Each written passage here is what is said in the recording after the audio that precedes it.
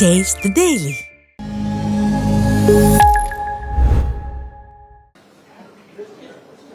அன்பு ஊடக நண்பர்களுக்கு வணக்கம்.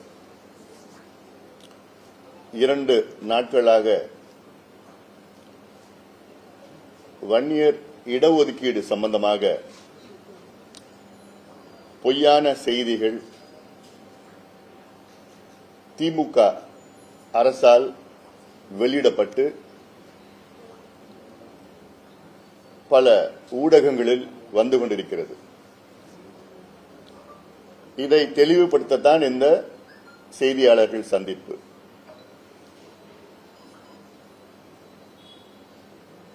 நேற்றைய முன்தினம் தமிழக அரசிடமிருந்து சில தரவுகளை வைத்து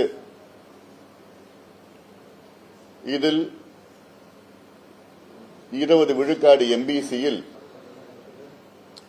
வன்னியர்களுக்கு 10.5 விழுக்காட்டிற்கு மேல் இடஒதுக்கீடு கிடைத்துக் கொண்டிருக்கிறது என்ற ஒரு செய்தி.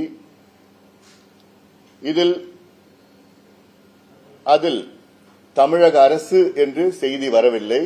ஆனால் அந்த ஒரு வார்த்தை மட்டும் நீக்கிவிட்டு அந்த தரவுகளை அனைத்து ஊடகங்களுக்கும் அனுப்பியிருக்கின்றார்கள். தமிழக அரசு சார்ந்த ஒரு அதிகாரி அனுப்பி வைத்து இதை அவசியமாக போடுங்கள் என்று வற்புறுத்தியும் இருக்கின்றார்கள். இது உங்களுக்கு அறிந்த செய்தியை. இதை வைத்து சில ஊடகங்களில் பெரிய பெரிய செய்தியும் வெளியிட்டிருக்கின்றார்கள். ஊடக தர்மம், ஊடக நியாயம் என்னவென்றால், யாரை பற்றியாவது செய்தி போடுகிறீர்கள் என்றால் அவர்களையும் கேட்க வேண்டும். இது உண்மையா இல்லையா என்று கேட்க வேண்டும். ஆனால் அப்படி கேட்காமல் அவர்கள் அரசு கொடுத்த செய்தியை மட்டும் போட்டு, அதிலும் ஒரு ஊடகம் One-year enjoys 10.5 reservation. More than 10 enjoys. என்ன வார்த்தைன்னு எனக்கு ஒன்றும் புரியல. Cops, from cops to deputy collectors, One-year enjoys. அந்த உண்மையை உங்ககிட்ட சொல்றதுக்கு தான் இன்னைக்கு நான் வந்திருக்கிறேன். நான் இது ஏதோ ஒரு ஜாதி பிரச்சனை கிடையாது. இது சமூக நீதி பிரச்சனை, social justice problem, purely social justice problem. நான் பல முறை உங்ககிட்ட சொல்லிட்டு இருக்கிறேன். நான் தமிழ்நாட்டில் 2 பெரிய சமுதாயங்கள், ஒன்று பட்டியலின சமுதாயம், அடுத்தது வன்னியர் சமுதாயம். இந்த 2 சமுதாயங்களும் சேர்ந்து கிட்டத்தட்ட 40 விழுக்காடு மக்கள் தொகையில இடம்பெறுகிறார்கள். அதே வேளையில் இந்த 2 பெரிய சமுதாயங்களும் அடிமட்டத்தில் இருக்கின்றார்கள், பாதாளத்தில் இருக்கின்றார்கள், கூலி தொழிலாளர்களாக இருக்காங்க, குடிசையில் வாழ்ந்து கொண்டிருக்கின்றார்கள். The lowest status of society இன்னைக்கு தமிழ்நாட்டில் இந்த 2 பெரிய சமுதாயங்கள். இந்த 2 பெரிய சமுதாயங்கள் முன்னேறினால்தான் தமிழ்நாடு முன்னேறும். இது simple formula, social justice formula. அதையெல்லாம் விட்டுவிட்டு, இந்த 2 சமுதாயங்களை முன்னேற்றுவதை விட்டுவிட்டு பொய்யான தரவுகளை வேண்டுமென்றே தமிழக அரசு சமீபத்தில் எடுத்திருக்கின்றார்கள். இப்போ அதுல முதல்ல நீங்க புரிஞ்சுக்க வேண்டியது என்னன்னா, இன்னைக்கு எம்பிசியில 115 சமுதாயங்கள் இருக்கிறது. எம்பிசி கொடுத்த நேரத்தில் 1989 எம்பிசியில 107 சமுதாயங்கள் தான் இருந்தது. அதன் பிறகு சில சமுதாயங்கள்லாம் 8 சமுதாயங்களை சேர்த்து இன்னைக்கு 115 சமுதாயங்கள் இன்னைக்கு எம்பிசியில. அந்த 115 சமுதாயங்களில் 114 சமுதாயங்கள் 6.7 விழுக்காடு மக்கள் தொகையில் இருக்கின்றார்கள். ஒரு சமுதாயம், வன்னியர் சமுதாயம் 14.1 விழுக்காடு மக்கள் தொகையில், தமிழ்நாட்டு மக்கள் தொகையில். மீண்டும் நான் சொல்றேன், 115 சமுதாயங்களில் 114 சமுதாயம் டிஎன்சி உட்பட 6.7 விழுக்காடு தமிழ்நாட்டின் மக்கள் தொகையில். ஒரு சமுதாயம், வன்னியர் சமுதாயம் 14.1 விழுக்காடு இருக்கிறது. இது அம்பாசங்கர் ஸ்டாட்டிஸ்டிக்ஸ் டேட்டா. அவர் டோர் டு டோர் எனிமினேஷன் பண்ணிருக்கிறார் 81 நாள்ல. இதுதான் உண்மையான டேட்டா. இப்போ இதை வைத்து நீங்க இடஒதுக்கீடு நீங்க அணுகுங்க, பாருங்க யார் யாருக்கு என்னென்ன கிடைச்சிருக்குன்னு. நாங்க பல முறை அரசிடம் கேட்டோம், டேட்டா கொடுங்க, புள்ளி விவரங்கள் கொடுங்க. எம்பிசி என்பது 35 ஆண்டு காலமாக நடைமுறையில் இருக்கிறது.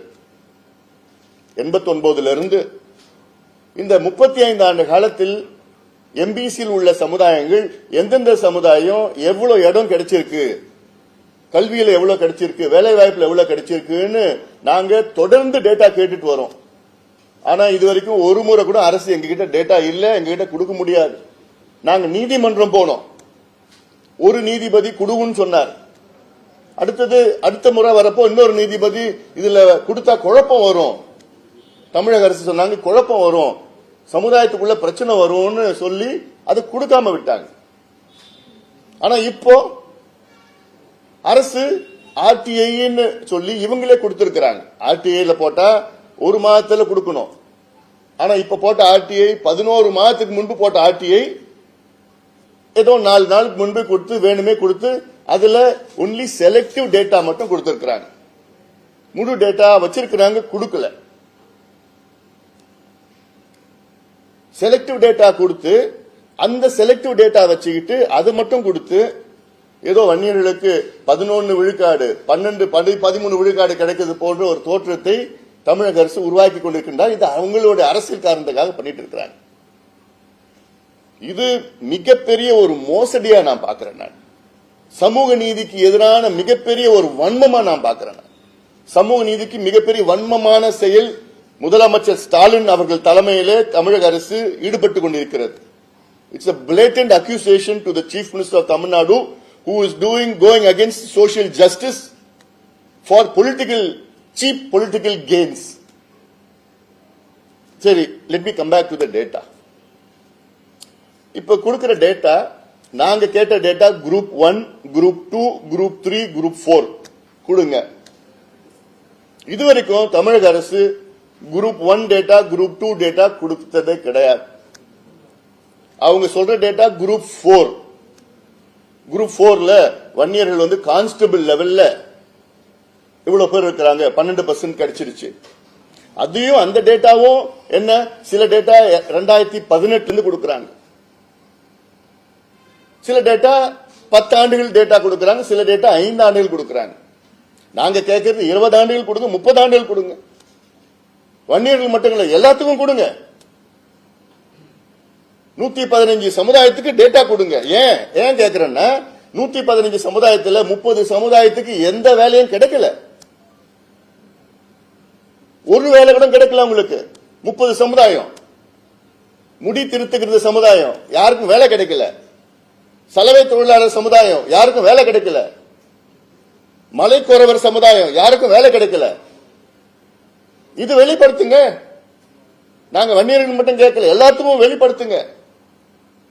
ஏன்னா எம்பிசில ஒரு குறிப்பிட்ட சமுதாயங்கள் மட்டும்தான் எல்லாத்தையும் தட்டிட்டு போறாங்க. முக்கியமான வேலைகள் குரூப் 1, குரூப் 2. அதுக்கு நான் ஒரு உதாரணம் நான் சொல்றேன். இன்னைக்கு உதாரணம் எதுக்கு சொல்றேன், இன்னைக்கு வன்னியர்கள் இவங்க சொல்றாங்கல்ல 10%, 11%, 20, 13% வன்னியர்கள் வேலையெல்லாம் தட்டிட்டு போறாங்க என்ஜாய்ஸா. இன்னைக்கு தமிழ்நாட்டில் 16 டிஜிபியில் இருக்காங்க, 23 ஏடிஜிபி இருக்கிறாங்க, 41 ஐஜி இருக்கிறாங்க, 29 டிஐஜி இருக்கிறாங்க. மொத்தம் 109 உயர் காவல்துறை அதிகாரிகள். இந்த 109 உயர் காவல்துறை அதிகாரிகள்ல எத்தனை வன்னியர்கள் இருக்காங்க தெரியுமா? ஒருத்தர் தான். ஐஜி லெவல்ல ஒருத்தர் இருக்காங்க. இதுதானே சமூக நீதி? இதுக்கா 21 பேர் செத்தாங்க, இதுக்கா 100 பேர் உயிரை கொடுத்தாங்க? டிஜிபி, ஏடிஜிபி, ஐஜி, டிஐஜி 109 பேர் தமிழ்நாட்டில், ஒருத்தர் தான் வன்னியர், ஒரு ஐஜி. அப்போ இதுல 10% வந்துருச்சா? எவ்வளவு வந்திருக்கு இதுல? 0.00000001%. தமிழ்நாட்டில் 53 துறைகள் இருக்கிறது, டிபார்ட்மெண்ட்ஸ் இருக்கு. இந்த 53 துறைகளில் கிட்டத்தட்ட 123 செக்ரட்டரி லெவல் போஸ்ட் இருக்குது தமிழ்நாட்டில். ஐஏஎஸ் கேடர்ல செக்ரட்டரி லெவல் போஸ்ட். அதுல எத்தனை வன்னியர்கள் தெரியுமா? ஒருத்தர் தான். அதுவும் ப்ரமோஷன்ல, டைரக்ட் கிடையாது. இதுல எவ்வளவு பிரதிநிதித்துவம் இருக்கு? இல்ல .0.000000001. அப்போ 35 வருஷமா நடக்கிற இடஒதுக்கீட்டுல இன்னைக்கு நீங்க குரூப் 1 குரூப் 2ல அன்னைக்கு கிடைச்சிருந்ததுன்னா இன்னைக்கு அதுல எப்படியோ 10 பேர் 20 பேர்லாம் வந்திருக்கணும்ல. இன்னைக்கு ஒருத்தர் தான் இருக்கிறாரு, அதுவும் ப்ரமோஷன்ல வந்திருக்கிறாரு. அப்ப என்ன சமூக நீதி? என்ன நீங்க தமிழக அரசு நீங்க என்ன கணக்கு எடுக்கிறீங்க? என்ன பண்றீங்க? எல்லாத்துக்கும் தானே பிரதிநிதித்துவம் வேணும்.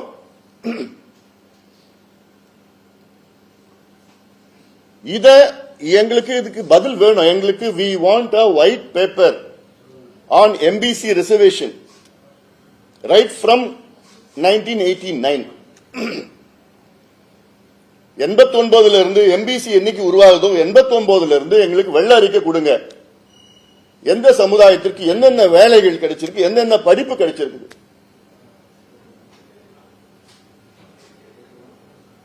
இதுல ஒரு செய்தி அந்த பேப்பர்ல, டெபுட்டி கலெக்டர் தமிழ்நாட்டில் 530 பேர், அதுல 63 பேர் வன்னியர்கள். அந்த 63 பேர் வன்னியர்கள்ல 23 பேர் தான் தேர்வு செய்யப்பட்டவர்கள், டைரக்ட் ரெக்ரூட்மெண்ட். மீதி பேர்லாம் ப்ரமோஷன்ல வந்தவங்க. 40 பேர் ப்ரமோஷன்ல வந்தவங்க, ரெவென்யூ இன்ஸ்பெக்டர்ல இருந்து ப்ரமோஷன்ல வந்தவங்க. எல்லாத்தையும் சேர்த்துட்டு 63 பேர். இது பார்த்தா 11%. என்னையா அநியாயம்? அதெல்லாம் என்ன அநியாயம்? தமிழ்நாட்டு இந்தியா சுதந்திரம் கிடைச்சி கிட்டத்தட்ட இன்னைக்கு 78 வருஷம் ஆயிடுச்சு. தமிழ்நாட்டில் பொறுத்த வரைக்கும் எங்களுக்கு 76 ஆண்டுகளுக்கு பிறகு, அதாவது 2 ஆண்டுகளுக்கு முன்பு தான் தமிழ்நாட்டில் முதல் முறையா ஒரு 1 இயர் கேண்டிடேட் டைரக்ட் ஐஏஎஸ் கிடைச்சிருக்கு. எந்த நிலையில் இருக்கு இந்த சமுதாயம்? After 76 years of independence, there was the first 1 year candidate who had got a direct placement in IAS in Tamil Nadu. 76 ஆண்டுகளுக்கு பிறகு கிடைக்குது. அப்போ இது என்ன சமூக நீதி நடக்குது? இப்போ இதுல யாரு கிடைச்சிருக்குது? என்ன கிடைச்சிருக்குது? இத முதலமைச்சர் அவர்கள் சமூக நீதி கிடைக்க, ஏன்னா அவருடைய பொறுப்பு இது அவருடைய பொறுப்பு. இது மாதிரி பொய் பிரச்சாரம் எல்லாம் நிறுத்துங்க முதலமைச்சர் அவர்களே. நீங்களும் உங்க அமைச்சர்களும் சேர்ந்து இந்த பொய் பிரச்சாரத்தை நிறுத்துங்க முதல்ல. இது என்ன பொறுத்த வாயில் நிறைய வார்த்தைகள் வருது, கோபமா இருக்கிறோம். இந்த கேடுகட்ட செயலெல்லாம் நிறுத்துங்க, எல்லாம் வேண்டாம். உங்க அப்பா எப்படி இருந்தாரு? கலைஞருக்கு உண்மையான சமூக நீதி மேல அக்கறை உள்ளவர். அதனால்தான் ஒவ்வொரு முறையும் அவர் அணுகிறப்போ இது செய்யணும் இது செய்யணும் சொல்லி செஞ்சுட்டார். ஆனா நீங்க அரசியல் காரணத்துக்காக இது போன்ற மலிவான அரசியல், அதாவது சீப் பாலிடிக்ஸ், பொய் செய்தியை சொல்லிட்டு ஏன் உதவ் என்ன உங்க பேப்பர்ல என்ன எங்க கிட்ட கேட்க முடியாதா? ஹிந்து பேப்பர்ல நாங்க ஹிந்து பேப்பர் எவ்வளவு மதிக்கிறோம். நாங்க அது ஒரு டேப்லெட் காலம் வேற போட்டு வச்சிருக்கீங்க. Ramakrishnan is one of the most senior respected journalist. ஒரு ஆர்டிகல் போன்றீங்கன்னா எங்கிட்ட கேட்கணும்ல, எங்கிட்ட ஒப்பீனியன் கேட்கலாம்ல. பாலு நம்பர் வச்சிருக்கீங்கல்ல, அதுல என்ன ஒரு காலத்துல 2018 பத்தி அது மட்டும் தான் போட்டு வச்சிருக்கீங்க. குரூப் 4ல போட்டு வச்சிருக்கீங்க. அது இது எம்பிபிஎஸ் எவ்வளோ என்ன 10 வருஷத்துக்கு போட வேண்டியதானே? இல்ல அது தெளிவா பண்ணலாம் இல்ல, அது கேட்கலாம் இல்ல, டீட்டெயில் கேட்கலாம் இல்ல. அவங்க கொடுத்தா டேட்டா கொடுத்தா அப்படியே போட்டுடுவீங்களா? கேட்க மாட்டீங்களா? ஏன் குரூப் 1 கேளுங்களா, எவ்வளவு கிடைச்சிருக்கு கேளுங்க. I will definitely speak. ஏன்னா வேற பேப்பர்ல விட பரவாயில்ல, இந்து பேப்பர்ல போய் இப்படி ஒரு சும்மா போய் ஒரு பொய் செய்யுங்க. And this is not a community issue, it's not a caste issue, it's a social justice issue. One of the most backward community is, it's நான் சொன்னேன்ல போஸ்ட்ல, டாப் போஸ்ட்ல ஒண்ணுமே கிடையாது. இன்னைக்கு கிடைச்சிருந்ததுன்னா யாராவது 109 பெரிய டாப் போலீஸ் ஆபீசர்ல ஒருத்தர் இருப்பாங்களா? This is the reality. இப்போ இப்போ இது வந்து தமிழ்நாடு சிவில் சர்வீஸ் குரூப் 1. இது எங்களுக்கு கிடைச்சு நாங்க எப்படியோ எடுத்திருக்கிறோம், இந்த டேட்டா எடுத்திருக்கிறோம்.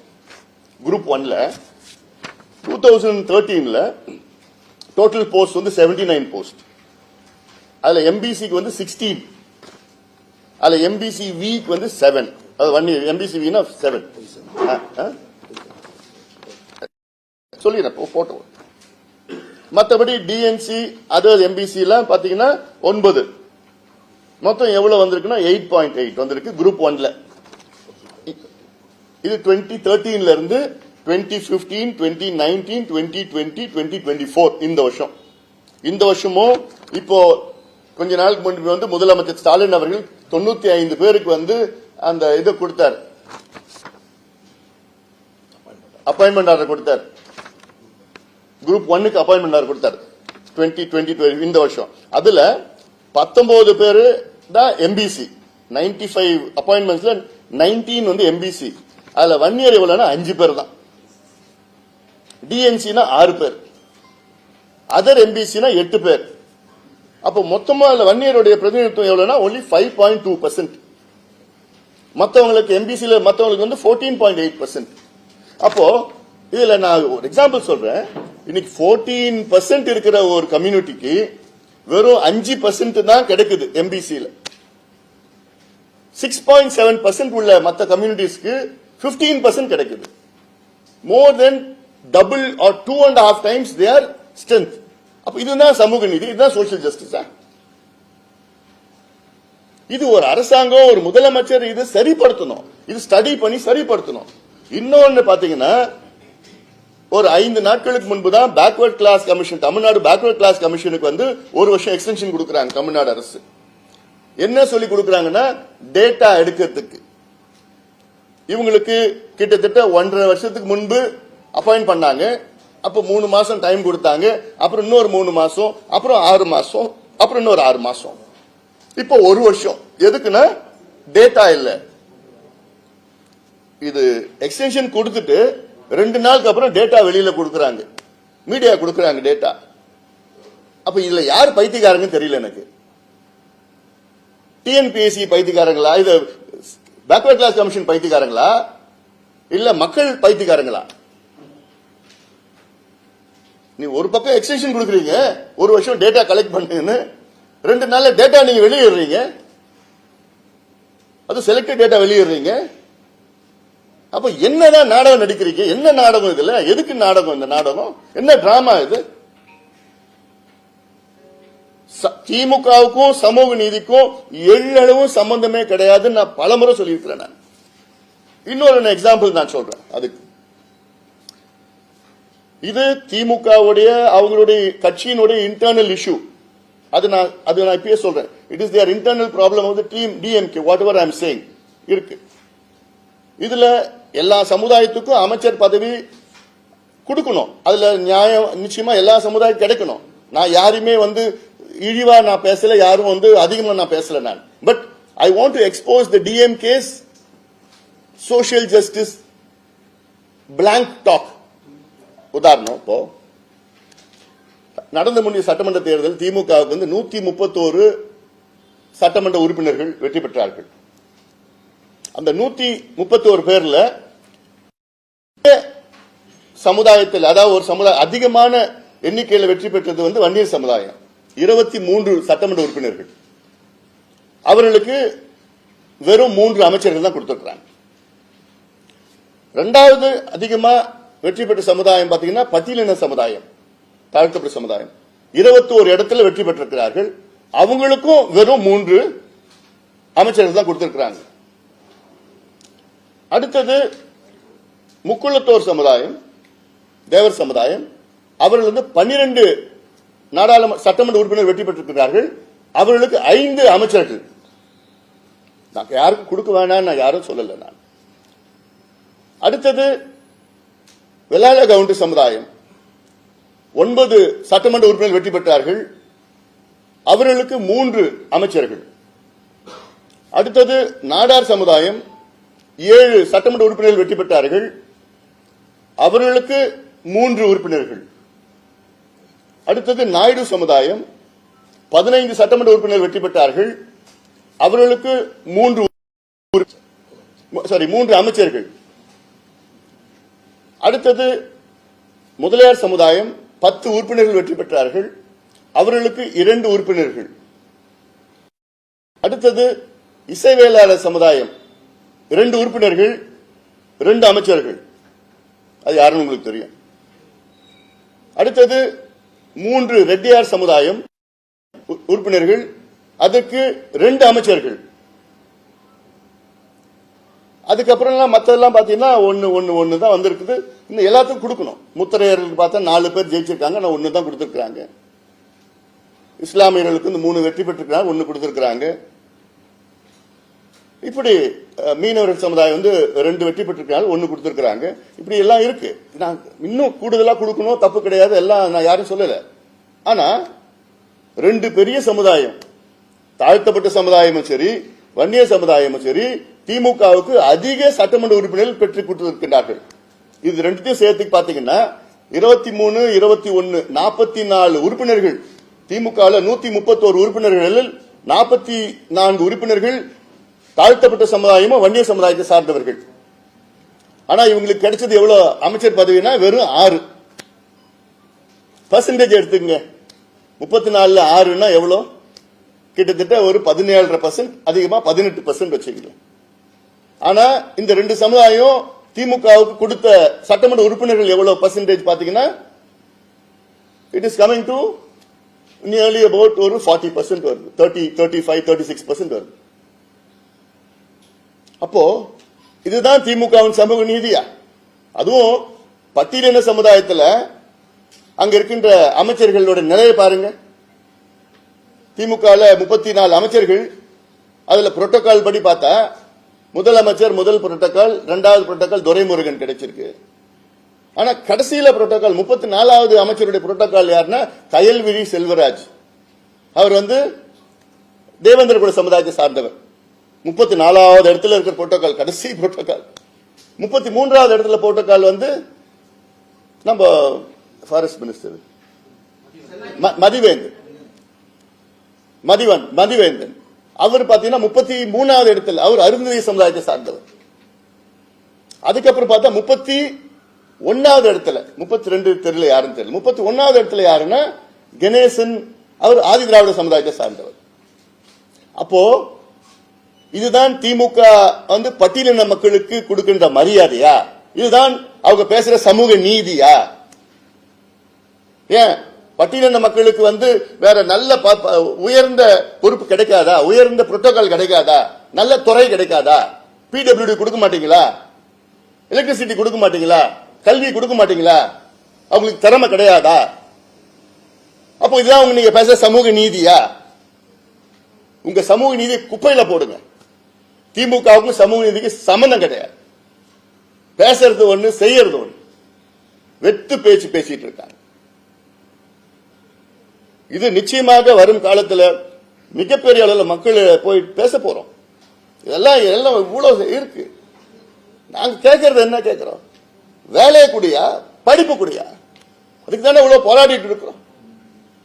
இதுதானே சமூக நீதி. அதை கொடுக்க முடியல, கொடுக்கறது துப்பு கிடையாது. அதனால இவ்வளவு வந்துட்டாங்க, இவ்வளவு பண்ணிட்டாங்க, இவ்வளவு எடுத்துட்டு போயிட்டாங்க, இவ்வளவு போயிட்டாங்க, பொய் பிரச்சாரம் பண்ணிட்டு இருக்கீங்க. டேட்டா வெளியிடுங்க. ஒரு வெள்ள அறிக்கை உங்களுக்கு உண்மையிலே சமூக நீதி மீது அக்கறை இருந்தால், முதலமைச்சர் ஸ்டாலின் அவர்களுக்கு உண்மையிலே சமூக நீதி மீது அக்கறை இருந்தால், கடந்த 35 ஆண்டு காலத்தில் எம்பிசியில் உள்ள எத்தனை சமுதாயங்களுக்கு என்னென்ன வேலை, என்னென்ன படிப்பு கிடைச்சிருக்குன்னு ஒரு வெள்ளை அறிக்கை இன்னும் ஒரு மாதத்தில் எடுத்து கொடுங்க. இல்ல இனி சமூக நீதி பத்தி நீங்க பேசாதீங்க. பேச தகுதி கிடையாது உங்களுக்குலாம். ஏன்னா கலைஞருக்கு அவ்வளவு இருந்து, அப்படிப்பட்ட கலைஞரை இன்னைக்கு மெரினா கடற்கரையில் அடக்கம் பண்ண வச்சதே நாங்க தான். நாங்க இல்லைன்னா இன்னைக்கு அவரு மெரினா கடற்கரை அடக்கம். சரி, I don't want to get I don't digress on the subject. அதனால இந்த டேட்டா வெளியில கொண்டு வரணும். உண்மையான டேட்டா வெளியில கொண்டு வாங்க. இத நிச்சயமாக முதலமைச்சர் அவர்கள் செய்யணும். சட்டமன்றத்துக்குள்ள தவறான தகவல்களை தொடர்ந்து அமைச்சர்கள் கொடுத்துட்டு வராங்க. இதெல்லாம் நிறுத்திக் கொள்ளுங்கள். நாங்க கேட்கறது நியாயமான பிரதிநிதித்துவம் கேட்கிறோம், அவ்வளவுதான். நியாயமா கொடுங்க, அநியாயமா அவ்வளவு வேண்டாம், நியாயமானது கொடுங்க. அது வன்னிய சமுதாயத்துக்கோ இருந்தாலும் சரி, தாழ்த்தப்பட்ட சமுதாயத்துக்கு இருந்தாலும் சரி, அது முத்திரைய சமுதாயத்துக்கு இருந்தாலும் சரி, சலவை தொழிலாளருக்கு இருந்தாலும் சரி, முடித்திருத்துகிற சமுதாயத்துக்கு இருந்தாலும் சரி, மீனவ சமுதாயத்துக்கு இருந்தாலும் சரி, மலைக்கோரர் சமுதாயத்துக்கு இருந்தாலும் சரி, இந்த சமுதாயங்கள் எல்லாம் முன்னேற விடுங்கள், முன்னேற்றம் அடைய வேண்டும். அதுதான் எங்களுடைய நீதி, உண்மையான அதுதான் சமூக நீதி. அதான் எங்களுடைய கோரிக்கையா நாங்க வச்சிருக்கிறோம். அதுக்காக தான் இந்த ஊடக சந்திப்பு.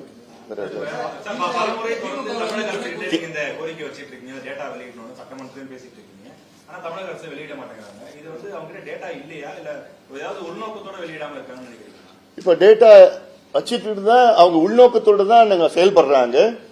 ஏன்னா நாங்க முதலமைச்சர் ஸ்டாலின் அவர்களை கிட்டத்தட்ட 2 ஆண்டு காலத்தில் எங்க மருத்துவர் ஐயா 3 முறை சந்திச்சாரு.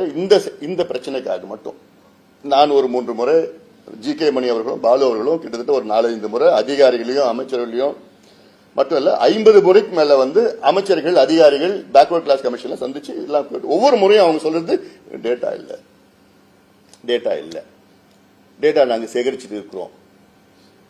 அப்போ ஆர்டிஐல போட்டு டேட்டா நீங்க வெளியில கொடுக்குறீங்க, கொடுக்க முடியுது. அப்போ ஏன் ஒரு பேக்வர்ட் கிளாஸ் கமிஷன் டேட்டா கேட்கறப்போ ஏன் கொடுக்க முடியல? Backward class commission is a constitutional body. அப்போ நீங்க உண்மையிலேயே உங்களுக்கு அக்கறை இருந்ததுன்னா டேட்டா எல்லாம் கலெக்ட் பண்ணி நீங்க ஜஸ்டிஃபை பண்ணி நீங்க கொடுக்கறதுல அது வேற, நீங்க ரிசர்வேஷன் கொடுக்குறீங்களோ கொடுக்கறது அது வேற. பட் அட்லீஸ்ட் டேட்டா வச்சு நீங்க எல்லாமே சேர்ந்து கலெக்ட் பண்ணி குரூப் 1, குரூப் 2, குரூப் 3, குரூப் 4 இது கடந்த 20 ஆண்டுகள் எடுங்க. செலக்டடா 2 வருஷத்துக்கு முன்னாடி எடுக்கிறீங்க. ஏன்னா சில ஆண்டுகள் 8% கிடைக்கும், கல்வியில சொல்றேன் நான். சில ஆண்டுகள் 11% கிடைக்கும். ஆனா இதுல 8-11 வித்தியாசம் இல்லை. ஏன் 14% 1 இயர் பாப்புலேஷன் இருக்கு. 14% 1 இயர் பாப்புலேஷன். இது அம்பாசங்கர் ரிப்போர்ட், அவர் டோர் டு டோர் எனுமரேஷன் பண்ணியிருக்கிறார். அந்த ரிப்போர்ட் படி 14% 1 இயர் பாப்புலேஷன்ல இவங்க 10 கொடுத்துட்டு 11 கொடுத்து 12 கொடுத்து என்ன நியாயம் இருக்கு பாருங்க. இன்னொன்னு 6.7 விழுக்காடு வச்சிருக்கிற பாப்புலேஷன் மத்தவங்க அவங்களுக்கு 15 கிடைக்குது. அப்போ என்ன சமூக நீதி இதுல இருக்கு? அப்போ இதுதானே நீங்க எடுத்து கலெக்ட் பண்ணி நீங்க கொலேட் பண்ணி பண்ணணும். ஜாதி வாரி கணக்கெடுப்பு நடத்தும் சொன்னா அதுவும் பண்ண முடியாது, எங்களுக்கு அதிகாரம் இல்லைன்னு அதுவும் சொல்றீங்க. அப்ப என்னதான் அதிகாரம் உங்களுக்கு இருக்கு? பீகார்ல நிதிஷ்குமார் பண்றாரு, செய்யறாரு, செஞ்சு முடிச்சிட்டாரு. பீகார்ல நாங்க கேட்கறது சென்சஸ் கேட்கல, நாங்க கேட்கறது சர்வே பண்ணுங்க, காஸ்ட் சர்வே பண்ணுங்க. அந்த Indian statistics act 2008 caste survey. Census பண்ணீங்கன்னா வெறும் தலையை தான் கணக்கெடுப்பாங்க. எத்தனை பேர் இருக்கிறாங்க, மீனவர்கள் எத்தனை பேர் இருக்காங்கன்னு கணக்கெடுப்பாங்க. தவிர அந்த சென்சஸ் சர்வேல தான் மீனவர்கள் எத்தனை பேர், அந்த மீனவர்களில் எத்தனை பேர் ஆண் பெண் இருக்கிறாங்க, அதுல எத்தனை பேர் படிச்சிருக்கிறாங்க, எத்தனை பேருக்கு வீடு, பேர் வீட்டுல கழிப்பறைகள் இருக்கு, எத்தனை பேர் பைக் வச்சிருக்கிறாங்க, போட் இருக்குது, பட்டதாரியில் எத்தனை பேர், அரசு வேலையில் எத்தனை பேர், அவங்களுக்கு எவ்வளவு சம்பளம் இருக்கு, இதெல்லாம் எடுக்கிறது தான் சர்வே. இந்த சர்வே எடுத்துதான் மீனவர்களுக்கு இல்லையா, சரி இவங்களுக்கு எக்ஸ்ட்ரா இப்ப சுப்ரீம் கோர்ட் சொன்னாங்கல்ல உள் ஒதுக்கீடு கொடுக்கலான்னு, தடை இல்லைன்னு கொடுங்க. சலவை தொழிலாளர்களுக்கு உள் ஒதுக்கீடு கொடுங்க, மலைக்குறவர்களுக்கு உள் ஒதுக்கீடு கொடுங்க, முடித்திருத்துகின்ற சமுதாயத்துக்கு உள் ஒதுக்கீடு கொடுங்க. யாரும் வேண்டாம்னு சொல்லலையே, கொடுங்க. யார் யாருக்கு முதல்ல தெரியணுமே. அது எடுக்கிறதுக்கே இவங்களுக்கு தயக்கம் இல்ல, பயம் வந்துடுச்சு இவங்களுக்கு. அப்ப சமூக நீதி பத்தி என்ன பேசுறது, என்ன தகுதி இருக்கு உங்களுக்கு பேசுறதுக்கு? நிதிஷ்குமார் இருக்கிறாரு, அதை எந்த கோர்ட்டும் தடை பண்ணலையே, இப்ப யாரும் தடை பண்ணலையே. அந்த இடஒதுக்கீடு அதை ஜஸ்டிஃபை பண்ண முடியலன்னு சொல்லிதான் தடை பண்ணிருக்கிறாங்க. பீகார் ஹைகோர்ட்டும் தடை பண்ணல, சுப்ரீம் கோர்ட்டும் தடை பண்ணல, கணக்கெடுப்பு தடை பண்ணல யாரும். அந்த கணக்கெடுப்பு என்னால் எடுக்க முடியாதுன்னு சொல்ற ஒரு முதலமைச்சர் இங்க ஆந்திராவில் எடுக்கிறாங்க, கர்நாடகாவில் எடுக்கிறாங்க, எடுத்து முடிச்சிட்டாங்க, தெலுங்கானாவில் எடுக்கிறாங்க, ஒரிசால எடுக்கிறாங்க, ஜார்க்கண்ட் எடுக்கிறாங்க. ஆனா தமிழ்நாடு முதலமைச்சர் ஐயோ எனக்குலாம் அதிகாரம் கிடையாது. இந்தியன் ஸ்டாட்டிஸ்டிக்ஸ் ஆக்ட் 2008 படி பஞ்சாயத்து தலைவருக்கு அதிகாரம் இருக்கு சர்வே எடுக்கிறதுக்கு. அந்த சர்வே தான் நாங்க கேட்கிறோம். சர்வே பீகார் நினைச்சு பாருங்க, மிக மிக மிக பின்தங்கிய மாநிலம். பீகாரிலே 3 மாசத்துல எடுத்துட்டாங்க. அப்படிப்பட்ட பீகார்ல நிதி ஒதுக்கீடு செஞ்சு 3 தமிழ்நாடு 1 மாசத்துல நிதி இருக்கு, எல்லாம் இருக்கு. ஆனா மனசு கிடையாது. இவங்க மனசு எல்லாம் கரும் மனசு, சமூக நீதிக்கு சம்பந்தம் இல்லாத மனசு இவங்களுக்கு எல்லாம். சமூக நீதி பேசுறது உங்களுக்கு திமுகவுக்கோ முதலமைச்சர் ஸ்டாலின் அவர்களுக்கோ அவர் அமைச்சர்களுக்கோ சமூக நீதிக்கும் சம்பந்தம் கிடையாது. மீண்டும் மீண்டும் சொல்றேன் நான். ஆனா இது மக்கள் இது அவங்க டிஎம்கே இது இந்த வரும் தேர்தலில் பார்ப்பாங்க, நல்லா பார்ப்பாங்க.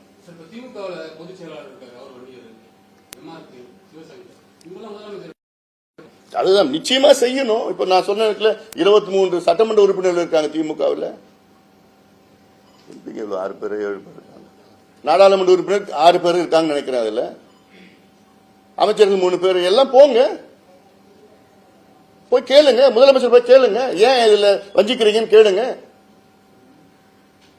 109 உயர் காவல்துறை அதிகாரிகள் ஒருத்தர் தான் வன்னியர்னா, நீங்க 35 வருஷத்துக்கு முன்னாடி நீங்க குரூப் 1ல நீங்க கொடுத்திருந்தீங்கன்னா நேரம் 10 பேர் இருந்திருப்பாங்கல்ல, 5 பேர் இருந்திருப்பாங்கல்ல. இப்ப இந்த இடஒதுக்கீடு தொடர்பான விஷயம் அதிகாரிகளோட அழுத்தம் சொல்றீங்க. எந்த அதிகாரி மேல உங்களுக்கு ஒரு சந்தேக பார்வை இருக்கு? இல்ல, இது வந்து it's collective decision by the government. இது வந்து ஏதோ தனிப்பட்ட அதிகாரி சர்க்குலேட் பண்ணது, அது வந்து பிஆர்ஓ இருக்கலாம், அவ்வளவுதான். அவர் தான் எல்லாம் உங்களுக்கு எல்லாம் போன் பண்ணி சொல்லியிருக்கிறார், போடுங்க சொல்லியிருக்கிறார். It's tactics by the government, அவ்வளவுதான். ஒட்டுமொத்த தான் பொறுப்பு இருக்கு. முதலமைச்சர்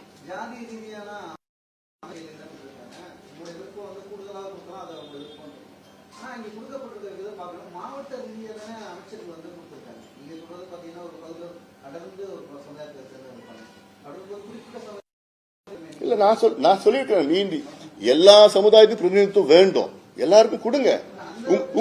உங்களுக்கு யார் அதிகமா கொடுத்து உங்களை யார் வெற்றி பெற வச்சிருக்காங்க? 2 சமுதாயங்கள் தான். தாழ்த்தப்பட்ட சமுதாயம் உங்களை வெற்றி பெற வச்சிருக்காங்க. இந்த 2 சமுதாயத்தால 44 உறுப்பினர்கள் கொடுத்திருக்காங்க. 131ல 43 கொடுத்திருக்காங்க. இந்த 2 பெரிய சமுதாயம் நீங்க ஆட்சிக்கு வந்திருக்க மாட்டீங்க. அந்த 2 பெரிய சமுதாயத்தை நீங்க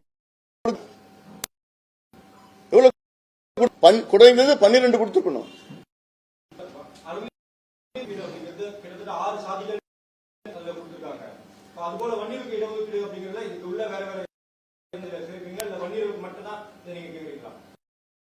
இதுல என்ன உட்பிரிவு இருக்குன்னு எனக்கு புரியல. இதுல அவங்களுக்கு வந்து சில உட்பிரிவு,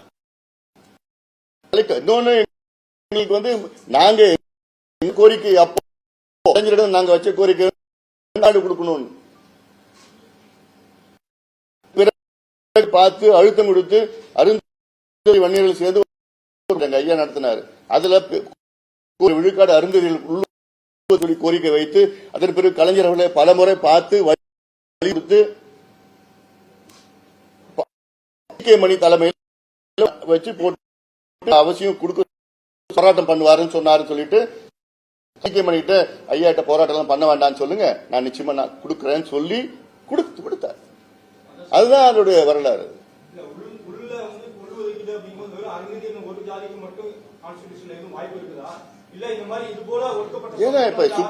சுப்ரீம் கோர்ட் உங்களுக்கு தெளிவா சொல்லிட்டாங்க. சுப்ரீம் கோர்ட் யாருக்கு வேணா உள்ஒதுக்கீடு கொடுக்கலாம், கம்யூனிட்டி கொடுக்கலாம், இல்ல குரூப் ஆஃப் கொடுக்கலாம், டிபெண்டிங் ஆன் தி ஸ்டேட்ஸ். இதுக்கு முடிந்து மாநில மத்திய அரசு தான் பண்ணணும், national backward class national SC commission பரிந்துரை பண்ணலாம், அதெல்லாம் தேவையில்லைன்னு சுப்ரீம் கோர்ட் தெளிவா சொல்லிட்டாங்க. மாநில அரசு அதிகாரம் இருக்கு, மாநில அரசு உள்ள கிளாசிஃபை பண்ணலாம், எல்லா அதிகாரமும் எப்படி வேணா பண்ணலாம், சிங்கிள் கம்யூனிட்டி கொடுக்கலாம், குரூப் ஆஃப் கம்யூனிட்டிஸ் கொடுக்கலாம், எல்லாம் எவ்வளவு பண்ணலாம். அந்த அதிகாரம் மாநில அரசுக்கு இருக்குன்னு சுப்ரீம் கோர்ட் சொல்லிட்டாங்க. கான்ஸ்டிடியூஷன் 7 ஜட்ஜ் பெஞ்ச் அது. உள்ஒதுக்கீடு கொடுக்கிறத டிஎன்சி சமூகங்கள் வந்து பெரிய அளவில் எதிர்க்கிறாங்க. தேனி மாவட்டம், மதுரை மாவட்டத்தில் அப்பவே போராட்டங்கள் நடந்துச்சு. எம்பிசிபி இது நான் மாத்தி கேட்கிறேன். இப்போ ரைட், நல்ல கேள்வி கேட்டீங்க. இப்போ இவங்க சொல்றாங்கல்ல டேட்டா, வன்னியர்கள் வந்து 10% 11% கிடைச்சிருக்குன்னு ஒரு பக்கம் சொல்றாங்க, டேட்டா சொல்றாங்க. அப்புறம் ஏன் எதிர்க்கிறாங்க? ஏன் எதிர்க்கிறாங்க? அப்போ எதிர்க்கிறாங்கன்னா இவங்க வந்து அதிகமா 10% எதிர்க்கிறாங்க இவங்க விட்டுட்டு போக சொல்லலாம்ல. நாங்க கேட்கறது 10 தானே கேட்கிறோம்.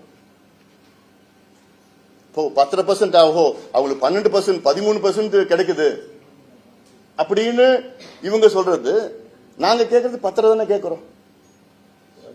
நல்லதுதானே, அவங்களுக்கு நல்லது தானே. அது மீதி இருக்கிற 9.5% அவங்களுக்கு கிடைக்கும்ல, அப்புறம் ஏன் எதிர்க்கணும்?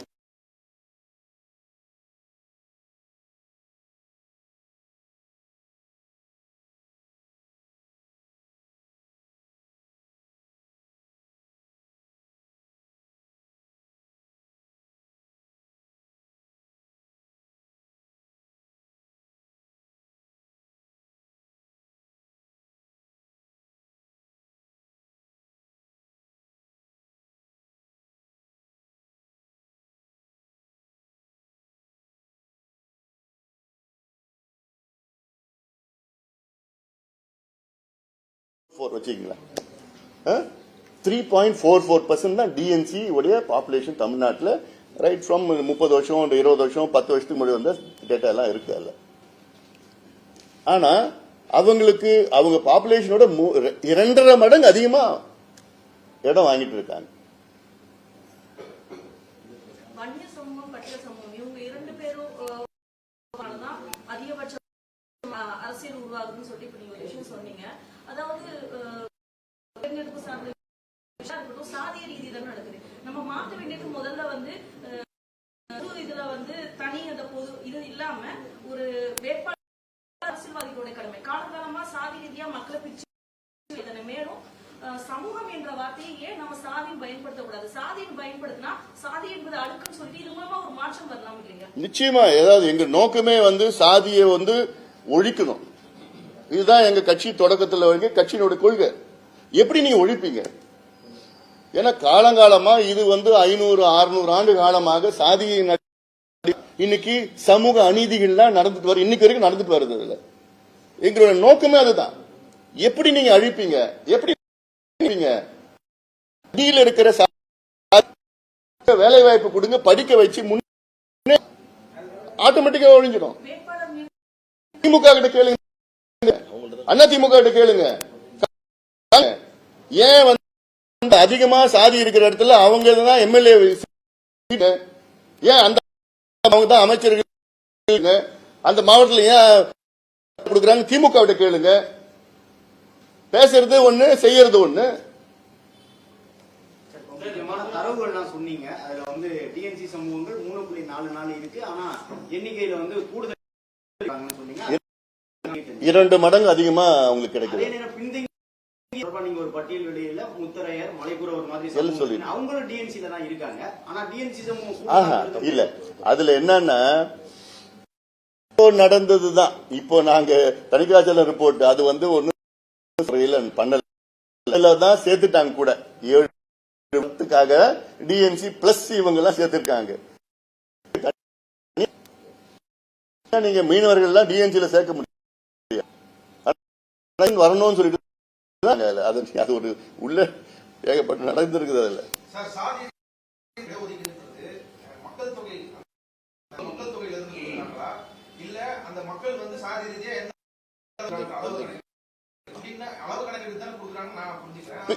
பின்தங்கிய நிலை. ஏதாவது நீதிமன்றத்தில் என்ன கேட்கறாங்கன்னா ரெண்டுமே சோசியல் பேக்வர்ட்னஸ் கேட்கறாங்க பிளஸ் பாப்புலேஷன் ரெண்டுமே எக்ஸ்ட்ராபுலேட் பண்ணணும். இன்அடிக்குவசினா என்ன? நீங்க முதல்ல பாப்புலேஷன் எடுங்க, எவ்வளவு இருக்கிறாங்கன்னு, எவ்வளவு சோசியல் சமூக பின்தங்கிய நிலையில் இருக்கிறாங்க ஜஸ்டிஃபை பண்ணி நீங்க கொடுங்கன்னு தான் சொல்றாங்க. உள்ளி பாப்புலேஷன் வச்சு கொடுக்க முடியாது. பீகார்ல அதனாலதான் பாப்புலேஷன் வச்சு இன்க்ரீஸ் பண்ணாங்க இந்த இடஒதுக்கீடு. அதனாலதான் அதை ஸ்டே பண்ணிருக்காங்க. அதுல இன்அடிக்குவசி வந்து சரியான முறையில் கணக்கு பண்ண அது வந்து ப்ரொபோர்ஷனல் ரெப்ரசன்டேஷன் கிடையாது. ப்ரொபோர்ஷனல் ரெப்ரசன்டேஷன் கிடையாது. அதுல இருக்கிற இவ்வளவு இருக்கணும் பிளஸ் இன்அடிக்குவசி இருக்கு. ரெண்டுமே பேக்வர்ட்னஸ் இருந்தா ரெண்டும் சேர்த்து பண்ணணும்.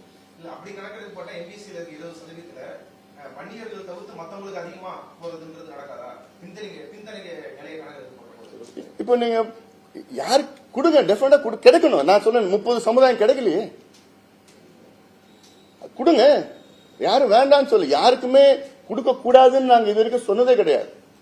115 சமுதாயத்துல 114 சமுதாயம் ஒரு துரும்பு கூட கிள்ளி போட்டது கிடையாது, ஒரு கை கூட அசைஞ்சு கிடையாது போராட்டத்துல, ஒரு கேஸ் கூட அவங்க மேல விழல. அதெல்லாம் வேற கேஸ் வாங்கினது, அடிபட்டது, ஜெயிலுக்கு போனது, சேர்த்தது, இறந்து எல்லாமே ஒரு சமுதாயம் தான். ஆனா கேட்கறது வந்து நிச்சயமா எல்லாத்துக்கும் கொடுங்க, அதுல இன்னும் கிடைக்காதவங்களுக்கு கொடுங்க. அப்ப எப்படி நீங்க கொடுப்பீங்க தெரியணும்ல முதல்ல உங்களுக்கு. அது தெரியறதுக்கே இவங்க வந்து அது ஏதோ ஒண்ணு ரகசியம் மாதிரி, ஏதோ ஒன்று பரம ரகசியம் மாதிரி அது மூடி வரைச்சி பண்ணிட்டு இருக்குது தானே நான் கேட்கிறேன். வெளிப்படுத்துங்க. ஆர்டிஐல உங்களுக்காக வெளியில சொல்றீங்க, முழுமையா டேட்டா நீங்க வெளியில கொண்டு வாங்க. தமிழக அரசு வந்து அவங்க செய்ய முடியாதுன்னு சொல்றாங்க, அது நீங்க மறுக்கிறீங்க. ஆனா மத்திய அரசு செய்ய முடியும். ஆனா மத்திய அரசு வந்து செய்யவே மாட்டேன் அப்படின்னு ஒரு ஸ்டேட்மெண்ட் இருக்குது. என்ன செய்ய முடியாதுன்னு இது சாதி கணக்கெடுப்பு நாங்க கேட்கறது சர்வே கேட்கறோங்க. அதை தெளிவா நீங்க புரிஞ்சுக்குங்க. நாங்க கேட்கறது இந்தியன் ஸ்டாட்டிஸ்டிக்கல் ஆக்ட் 2008 படி சர்வே எடுங்க. பீகார்ல எடுத்த மாதிரி சர்வே எடுங்க.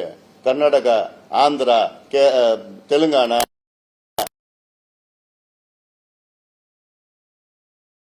பாத்தீங்கன்னா 2026 நடக்கலாம், தள்ளியும் போலாம். டீலிமிட்டேஷன் முடி சென்சஸ் எடுக்கணும்னு தள்ளியும் போலாம். அதெல்லாம் அது நிச்சயம் கிடையாது. இல்ல ஆனாலும் இது சர்வே எடுத்து நீங்க இவ்வளோ நான் எக்ஸ்பிளைன் பண்ணிட்டு இருக்கல. நான் சென்சஸுக்கும் சர்வேக்கும் நீங்க முதல்ல புரிஞ்சுக்குங்க. சென்சஸ்ல வந்து ஒன்லி தலை கணக்கு தான் வரும். இந்தியா ஃபுல்லா எடுக்கணுங்க. அது ஒரு காலம் என்ன ஓபிசியா, ஓபிசில என்ன ஜாதி, அவ்வளவுதான் வரும், காலம் வரும். சர்வேல தான் அதுல இந்த கம்யூனிட்டியா, ஓபிசியில இங்க தமிழ்நாடு எம்பிசியா, எம்பிசியில என்ன கம்யூனிட்டி, மீனவர் கம்யூனிட்டியா, மீனவர் கம்யூனிட்டியில எங்க எந்த ஏரியா, அதுல வந்து என்ன வீடு, எவ்வளவு பெரிய வீடு இருக்கு, குடிசையில் இருக்கிறீங்களா, அல்ல வீட்டுல டாய்லெட் இருக்குதா, தண்ணி பைப் தண்ணியா, இல்ல கிணறா, போரா, அவங்க எத்தனை பட்டதாரிகள் இருக்கிறாங்க, அவங்க வீட்டுல பைக் வச்சிருக்காங்களா, கார் வச்சிருக்காங்களா, அவங்க அரசு வேலையில இருக்கிறாங்களா, இது எல்லாமே வந்து ஸ்டேட் தான் எடுக்க முடியும். சென்ட்ரல்ல எடுக்கிறது வாய்ப்பே கிடையாது. இந்த டீடைல் சென்ட்ரல் எடுக்க முடியாது. அதுல ஸ்டேட் தான் எடுக்க முடியும். அதுல தமிழக அரசு அந்த வெளியிட்டிருக்கக்கூடிய அந்த அறிவிப்புல எம்பிசி பட்டியலுக்கு கூடுதலா இடஒதுக்கீடு கிடைச்சிருக்கு, குறிப்பாக வந்து வணிக சங்கத்துக்கு அதிகமாக தகவல் வந்து சொல்றாங்க.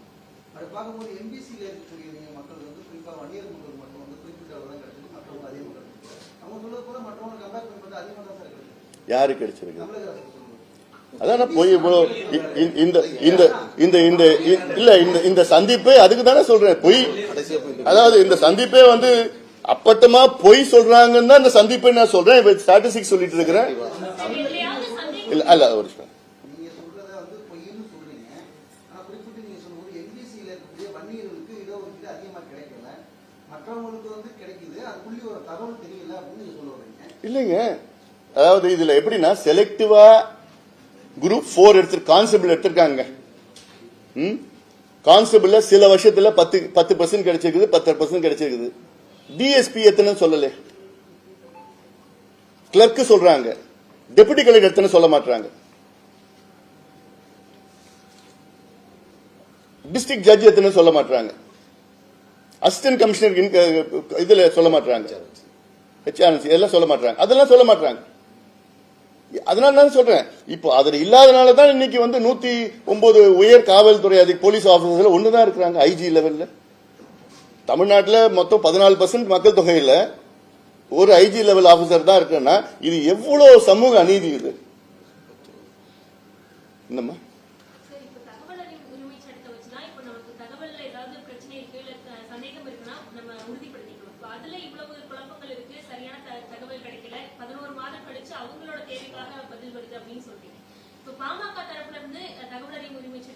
பண்ணிருக்கோம், நாங்க பண்ணிருக்கோம், இன்னும் கொடுக்கல, நிறைய ரிஜெக்ட் பண்ணிருக்கோம். ஏன் அவங்க சொல்றது தானே. இப்போ அவங்க இல்ல, அதாவது என்னன்னா எங்களுக்கு தகவல் இல்லைன்னு சொல்லி கொடுக்குறாங்க, அவ்வளவுதான். என்ன சொல்றாங்க, எங்களுக்கு தகவல் இல்ல, வரல, இல்ல சேகரிச்சிருக்கிறோம், அவ்வளவுதான் வருது, ரிப்ளை வருது. எங்களுக்கு ஐயாவே கேஸ் போட்டாரு ஹைகோர்ட்ல, அது வந்து இல்ல டிஸ்மிஸ் பண்ணிட்டாங்க கேஸ். ஏன் என்னன்னு சொல்லிட்டு தமிழ்நாடு அரசு என்ன பண்ணாங்கன்னா, அந்த தகவல்லாம் வெளியில வந்துச்சுன்னா சமுதாயங்களுக்குள்ள பிரச்சனை வரும். இதுதான் தமிழக அரசு வாதம் பண்ணாங்க ஹைகோர்ட்ல. கண்டிப்பா நம்பகமான தகவல் தான் தருவாங்கன்னு நம்புறோம். ஆனாலும் கூட அவங்க என்ன சொல்லியிருக்காங்கன்னா, அந்த டிஎன்பிஎஸ்சி தேர்ச்சியில 2010 இருந்து 22க்குள்ள தேர்ச்சி பெற்றவர்கள் 19.5% வந்து 1 இயர்னு சொல்லியிருக்காங்க. மொத்தமே 20% தான். 10 வருஷத்துல தேர்வானதுல 19.5 1 இயர்ங்கிறது பெரிய முரண்பாடா இருக்கு. அதான் சொல்றேன், இதுதான் நீங்க இந்த கேள்வி அவங்க கிட்ட கேட்கணும். நீங்க அது யார் கொடுத்தான்னு நீங்க தான் சொல்லணும். உங்களுக்கு யார் கொடுத்தா? உத்தவ் தான் சொல்லணும். இந்து ஆபீஸ்க்கு யாரு இந்த செய்தி கொடுத்தான்னு சொல்லணும். உத்தவ் சொன்னா நான் கேஸ் போட்டுலாம் அவங்க மேல. இல்ல இன்னொன்னு கூட அதுலயே நீங்க இன்னொரு காலம் பண்ணுங்க. மொத்தம் இருக்கிறது 17 இடங்களுக்கு வந்து செலக்ட் பண்ணிருக்காங்க. அந்த 17ல வந்து எம்பிசி வந்து 7ன்னு போட்டிருக்காங்க. அதுலயே இருக்கு 7 பேர் எம்பிசின்னு. எப்படி 17ல வந்து எம்பிசி மொத்தம் எப்படி 7 வரும்? 20க்கு மேல போகும்ல. அதுலயே தப்பு இல்ல அப்ப சொல்றது. அப்போ இது எல்லாமே குக்ட் அப் ஃபேக்ட்ஸ் தானே பண்ணிட்டு இருக்காங்க. அதுல போனோம் இல்ல நாங்க வந்து இது வந்து இவங்க கொடுப்பாங்க. ஒவ்வொரு முறையும் வந்து முதலமைச்சர் வந்து இது வந்து நாங்க கணக்கெடுக்கிறோம் பண்றோம், டேட்டா வச்சு நாங்க ஜஸ்டிஃபை பண்றோம் ஒவ்வொரு முறையும் சொல்லியே கிட்டத்தட்ட 2 ஆண்டு காலம் நாங்க அமைதியா சரி பண்ணுவாங்கன்னு அந்த ஒரு சட்டசபையிலே சொல்லியிருக்காரு முதலமைச்சர். சட்டசபையிலே 2023 சொல்லியிருக்கிறார் நிச்சயமா நாங்க செய்வோம்னு. அந்த நம்பிக்கையில தான் இவ்வளவு நாள் இருந்துட்டோம். இப்ப வந்து நிச்சயமா ஏமாத்திருக்காங்க, உறுதியா ஏமாத்திருக்காங்க. ஆனா நிச்சயமா இதுல வந்து விளைவுகளை சந்திப்பாங்க. சார், இப்ப ஜாதிவாரி கணக்கெடுப்புல இப்ப திமுகவோட வாதம் என்ன அப்படின்னா, இப்ப நம்மளுக்கு ஒரு மாநில கணக்கெடுப்பு நீங்க சொல்ற மாதிரியே வந்து சர்வே எடுத்தாங்க அப்படின்னா பீகார் மாதிரியே சுப்ரீம் கோர்ட் வந்து ஸ்டே பண்ணி வச்சிரும், அதை இம்ப்ளிமெண்ட் பண்ண விட மாட்டாங்கன்னு சொல்லி ஆர்எஸ் பாரதி மாதிரியான தலைவர்கள் சொல்றாங்க. இது வந்து சுப்ரீம் கோர்ட்ல போனா தாங்காது. சோ வந்து இப்ப ஒன்னே ஒண்ணு நீங்க புரிஞ்சுக்கணும். பீகார்ல வந்து சர்வே இன்னும் யாரும் ஸ்டே பண்ணல. சர்வே வந்து யாரும் ஸ்டே பண்ணல. பீகாருடைய ஹைகோர்ட்டும் சரி இந்தியாவுடைய சுப்ரீம் கோர்ட்டும் பீகார் எடுத்த சர்வே வந்து ஸ்டே பண்ணல. பண்ணல. அதை வைத்து சர்வே வைத்து அவங்க வந்து ரிசர்வேஷன் வந்து 65ல இருந்து 75 இன்க்ரீஸ் பண்ணியிருக்காங்க. அது வந்து அவங்க சொல்ற காரணம் வந்து இது வந்து ப்ரொபோர்ஷனல் ரெப்ரசன்டேஷன் கிடையாது ரிசர்வேஷன். இது வந்து இன்அடிக்வசியும் ரெண்டுமே சேர்த்து தான் நீங்க பண்ணணும். அந்த காரணத்துக்காக தான் ஸ்டே பண்ணிருக்காங்க. இப்போ அது வந்து சுப்ரீம் கோர்ட் போயிருக்கு. சுப்ரீம் கோர்ட்ல வந்து நாங்க we will hear it larger hearing in September சொல்லிருக்காங்க. அவ்வளவுதான். அதனால யாருமே வந்து சர்வே ஸ்டே பண்ணவே இல்லை. இங்க சர்வே கூட நடக்கிறதுக்கு பயப்படுறாங்க. அது இல்லாம இன்னொன்னு முக்கியமானது என்னன்னா தமிழ்நாட்டில் 69 விழுக்காடு இடஒதுக்கீடுக்கு நீ ஆபத்து வந்திருக்கு. இது நான் திருப்பி தினம் நான் சொல்லிட்டு வரேன் முதலமைச்சர் கிட்ட. முதலமைச்சர் இது கண்டுக்கிற மாதிரி எனக்கு தெரியல. ஏன்னா 2007 வழக்கு போட்டாங்க. அந்த வழக்கு 1993 வழக்கு போட்டாங்க. மண்டல் கமிஷன் வந்ததுக்கு அப்புறம் இந்திரா சாணி கேஸ் வந்து 50% தான் இருக்கணும்னு சொன்னதுக்கு அப்புறம் உடனே 93 வழக்கு போட்டாங்க. 94 அந்த வழக்கு பிறகுதான் அன்றைய முதலமைச்சர் ஜெயலலிதா அம்மையார் வந்து அந்த நமக்கு தமிழ்நாட்டில் கிடைக்கிற 69 விழுக்காடு இடஒதுக்கீடு வந்து 9வது அட்டவணையில் 9th ஷெட்யூல்ல வந்து ப்ரொடெக்ஷன் கொடுத்திருக்காங்க. நம்ம தமிழ்நாடு சட்டத்துக்கு அந்த அங்க ப்ரொடெக்ஷன் இருக்கு. அதன் பிறகு இந்த கேஸ் வந்து 2007 தான் வந்தது. 2007 வந்து 2010 தீர்ப்பு கொடுக்கறாங்க. அப்போ சுப்ரீம் கோர்ட் சீஃப் ஜஸ்டிஸ் கொடுக்கிற தீர்ப்பு என்னன்னா இன்னைக்கு நாங்க 69 விழுக்காடு இடஒதுக்கீடு நாங்க ஒத்துக்கிறோம், அலோ பண்றோம், ப்ரொவைடட் 1 வருஷத்துக்குள்ள நீங்க டேட்டா எடுத்து நீங்க ஜஸ்டிஃபை பண்ணணும். 2010 சொல்றாங்க. 2011 அதுக்கப்புறம் கலைஞர் ஆட்சியில நாங்க 10 ஐயா கலைஞர் போய் பாக்குறாரு. சுப்ரீம் கோர்ட் இதில் ஜட்ஜ்மெண்ட்லாம் சொல்றாரு, நிச்சயமா நான் பண்றேன்னு கலைஞர் உதவி கொடுக்குறேன், நான் பண்ணல. 2011 ஜெயலலிதா அம்மையார் வராங்க. அப்போ வந்து ஜனார்தன் கமிஷன்ல போயிட்டு ஏதோ ஒரு ஃபேக்ட் டேட்டா எல்லாம் சொல்லிக்கிளி 69% ரிசர்வேஷன்ல 75% வந்து எஸ்சி எஸ்டி எம்பிசி ஓபிசி எல்லாம் இருக்கிறாங்கன்னு சொல்லிட்டு ஏதோ புள்ளி விவரத்தை கொடுக்கறாங்க. அது வந்து கோர்ட்ல வந்து அது வந்து ஜஸ்ட் ஒரு அக்செப்டன்ஸ்னா இல்ல அப்படியே பெண்டிங்ல வச்சிருக்காங்க. அப்புறம் 2016 ஒரு பையன் கேஸ் போடுறாரு. அப்புறம் திருப்பி 2021 இன்னொரு நபர் வந்து கேஸ் போடுறாரு சுப்ரீம் கோர்ட்ல. ஏன் 50% கேப் பண்ணக்கூடாதுன்னு சொல்லி கேஸ் போடுறாங்க. இந்த கேஸ் வந்து அப்ப மராத்தா ஜட்ஜ்மெண்ட் ரிசர்வேஷன் இஷ்யூ ஓடிட்டு இருக்கிறதுனால சுப்ரீம் கோர்ட்ல என்ன சொன்னாங்க, மராத்தா ஜட்ஜ்மெண்ட் பிறகு நாங்க இதை எடுப்போம் எடுத்து சொல்ல. அப்புறம் ஏடிஎம்கே கவர்மெண்ட்ல குலசேகரன் ஜஸ்டிஸ் குலசேகரன் கமிஷனை போடுறாங்க. ஏன்னா 69% ரிசர்வேஷனை பாதுகாக்க அந்த டேர்ம்ஸ் ஆஃப் ரெஃபரன்ஸே இருக்கு. 69% ரிசர்வேஷன் பாதுகாக்க ஜஸ்டிஸ் குலசேகரன் கமிஷனை போடுறாங்க. அவங்களுக்கு 6 மாசம் டைம் கொடுக்கறாங்க. அதுக்கப்புறம் பார்த்தா திமுக வந்ததுக்கு அப்புறம் அந்த கமிஷனே நீக்கிடுறாங்க. அப்போ உண்மையிலே திமுகவுக்கு வந்து சமூக நீதி மேல அக்கறை இருந்ததுன்னா அந்த குலசேகரன் கமிஷன் எதுக்குன்னா 69% ரிசர்வேஷன் பாதுகாக்க டேட்டா எடுக்கணும் அவரு. ஆனா அதையும் கமிஷன் எடுத்துடுறாங்க. இப்போ அந்த கேஸ் சுப்ரீம் கோர்ட்ல இருக்கு. என்னைக்குன்னா வரும். வந்ததுன்னா ஜட்ஜி கேட்கிற முதல் கேள்வி டேட்டா இருக்கா, டேட்டா இல்லைன்னா 69% ரிசர்வேஷன் முடிஞ்சிச்சு. அவ்வளவுதான். இதை நான் திருப்பி சொல்லிட்டு இருக்கிறேன். இதுக்கு நீங்க சென்சஸ் டேட்டா எல்லாம் தேவையில்லை. ஏதோ ஒரு டேட்டா கொடுங்க. இந்தியன் ஸ்டாட்டிஸ்டிக்கல் ஆக்ட் 2008 டேட்டா வச்சா நிச்சயமா ஏத்துப்பாங்க. அதுவும் டேட்டா தான். டேட்டா அவங்க தான் டேட்டா கொடுக்கணும், இவங்க எடுக்க முடியாதுலாம் கிடையாது. பீகார்ல எடுத்த டேட்டா மாதிரி இந்தியன் ஸ்டாட்டிஸ்டிக்கல் ஆக்ட் 2008 டேட்டா எடுத்து சுப்ரீம் கோர்ட்ல போய் டேட்டா இவ்வளவு இருக்கு, 69% மேல எஸ்சி எஸ்டி பிசி எம்பிசி இருக்கிறாங்கன்னு ஜஸ்டிஃபை பண்ணணும். அதுக்கு டேட்டா எடுக்கணும். இல்ல நிச்சயமா மிகப்பெரிய பிரச்சனை வரும். இந்த ரிசர்வேஷன் 69 போயிடும். இவருடைய முதலமைச்சர் ஸ்டாலின் அவர்களுடைய சுயநலத்துக்காக வந்து இன்னைக்கு தமிழ்நாட்டில் உள்ள 69 விழுக்காடு இடஒதுக்கீடு ஆபத்து வந்திருக்கிறது. நீங்க குறிப்பிட்டு சொல்லும்போது தவறான தகவலை வெளியிட்ட தமிழக அரசு கண்டிச்சு ஆர்ப்பாட்டம் அதெல்லாம் நாங்க உட்கார்ந்து பேசிட்டு இருக்கிறோம். அது என்னென்ன செய்யணுமோ நிச்சயமா நாங்க சட்ட ரீதியிலும் போகணும், அரசியல் ரீதியும் நாங்க அனுப்புவோம். சார், இடஒதுக்கீடு சாதிவாரி கணக்கெடுப்பு இந்த விஷயத்துல மத்திய அரசுக்கு ஒரு அணுகுமுறையும் மாநில அரசுக்கு ஒரு அணுகுமுறையும் வச்சிருக்கீங்க. இது எந்த நோக்கத்துல இருந்து என்ன அணுகுமுறை? தமிழக அரசு வந்து இப்படி விமர்சிக்கிறீங்க, மத்திய அரசாங்கம் வந்து சாதிவாரி கணக்கெடுப்பு நிச்சயமா நாங்க சொல்லியிருக்கு. நிச்சயமா நாங்க கேட்க போறோம். நாங்க உறுதியா நாங்க கேட்போம். கேட்டுட்டு இருக்கிறோம். இனியும் நாங்க கேட்க போறோம். என்ன சொல்லியிருக்காங்க சார்? மத்திய அரசு அதாவது 2026ல தான் வந்து சென்சஸ் எடுப்பாங்க.